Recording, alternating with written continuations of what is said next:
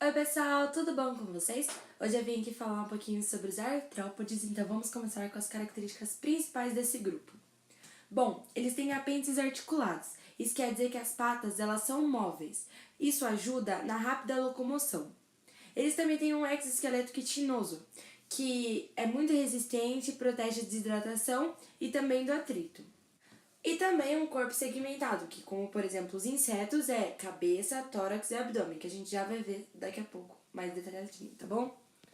Eu esqueci de falar antes, mas nos artrópodes ocorre a muda, que é a troca do exoesqueleto para permitir o crescimento. Bom, vamos fazer agora uma classificação desse grupo que é um pouquinho grande, tem vários animais. Então vamos lá, vamos começar pelos insetos. Como por exemplo dos insetos é a barata, aquela nossa amiga, best friend forever, né? Tem também os crustáceos, que é como, por exemplo, camarão. Você vê o C do começo dos crustáceos e já lembra de camarão. Tem também os aracnídeos, que começa com o ará, e você já lembra da nossa querida amiga também, a aranha, que todas as mulheres amam demais.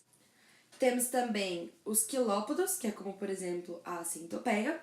E, por fim, os diplópodos, que é como, por exemplo, o piolho de cobra. Então, vamos ver esses grupinhos de pertinho para ver as características de cada um, tá bom? Gente, para não ocupar muito espaço, para não ter que usar outra folha, eu usei siglas nessa parte. Mas eu vou falar certinho, eu não vou usar siglas falando, vou falar tudo normal, tá? Essa parte é bem decoradinha, assim, não tem muito o que fazer. Mas eu tenho uma tática, que eu sempre lembro de algum inseto, por exemplo, a barata, e fico tentando lembrar quantas antenas tem, quantas pernas tem, e isso me ajuda bastante. Vamos lá então. A divisão do corpo dos insetos é cabeça, tórax e abdômen. O número de pernas são 3 pares, o número de antenas é 1 par e ela vai ter 1 par de mandíbulas. É bom lembrar que todos vão ter 1 par de mandíbulas, menos a classe dos aracnídeos. Tive dificuldade aqui um pouquinho. O próximo que a gente vai falar são os crustáceos, como por exemplo o camarão. Os crustáceos eles vão ter o cefalotórax. O número de pernas eu deixei assim porque varia, então não tem como a gente saber. O número de antenas são 2 pares e como não é o grupo dos aracnídeos, vai ter somente 1 par de mandíbulas, tá bom? O próximo agora são os aracnídeos. A divisão do corpo vai ser prosoma e opistoma, que eu tenho um pouquinho de dificuldade de falar isso. Eles têm 4 pares de pernas, não têm antenas, tem 1 par de quelíceras, 1 par de pedipalpos e não possuem mandíbulas, como eu já falei lá desde o começo.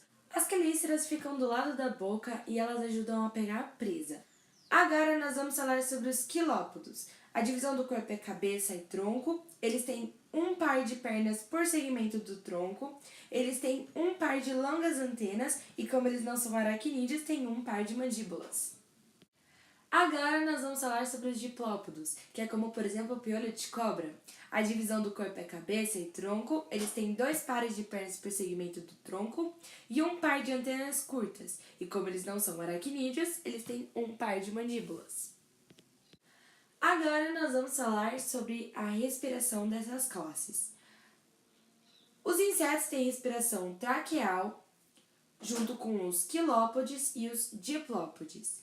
Os quelicerados, eles têm uma filotraqueal e os crustáceos é branquial. Agora nós vamos falar sobre a excreção.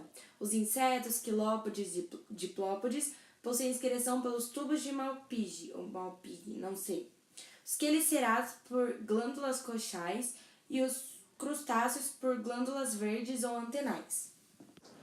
É bom lembrar que na maioria das vezes na reprodução ocorre a fecundação interna, exceto na maioria dos crustáceos, tá? E agora, por último, iremos falar sobre a metamorfose.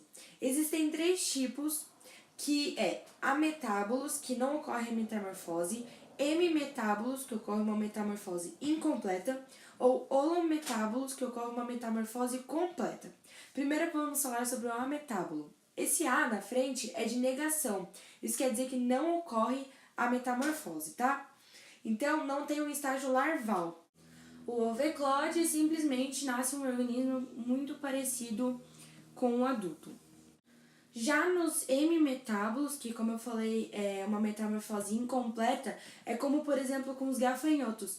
O ovo ele eclode e para ele chegar No ninfa, que é já a fase adulta, o ninfa ele tem as asas.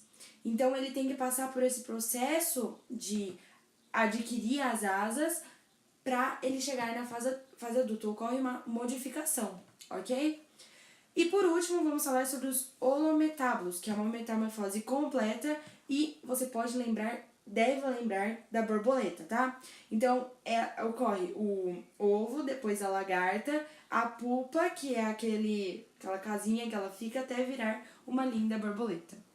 Então, o que acontece? Ocorre a eclosão do ovo, surge uma larva que se transforma em pupa, depois que aquela casinha dela, e depois ela atinge o estágio adulto.